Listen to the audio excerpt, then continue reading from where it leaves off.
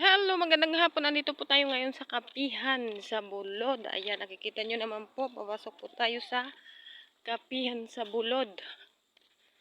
Ayan po yung entrance. Meron pong mga namasyal din. Ayan, kita nyo naman po yung mga sasakyan. At saka andito na po tayo sa entrance ng Kapihan sa Bulod. Kita nyo naman po yung entrance pa lang. Mapapawaw ka na sa ganda. How much more kung pumasok tayo. Ayan. Dito na po tayo. Yung entrance po, yung adult is 10. Yung kids is 5. Ayan. Kita nyo naman po yung view. Nako.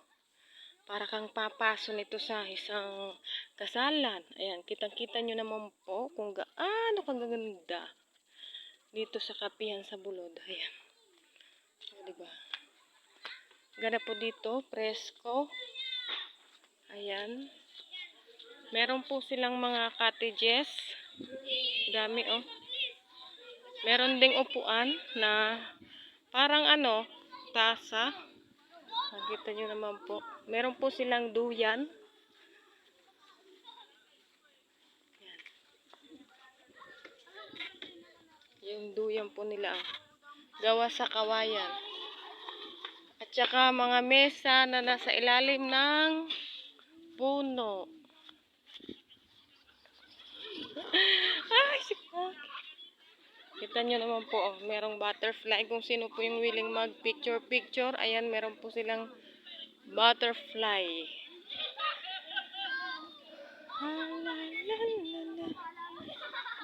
So, kita nyo naman po. Ay, shit.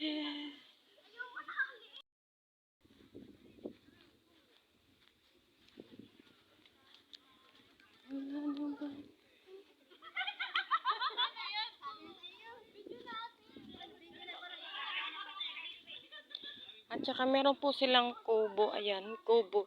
This kubo is for rent. Kita nyo naman po. Ang ganda. Simpleng bahay. Simpleng kubo lang. Ayan. Kita nyo naman po ang kagandahan dito sa Kapihan sa Bulod.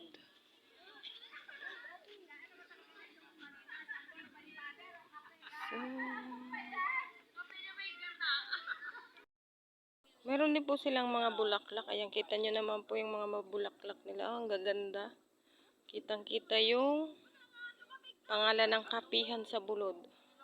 Talagang nasa bundok po. Ang ibig po sabihin ng bulod is bundok.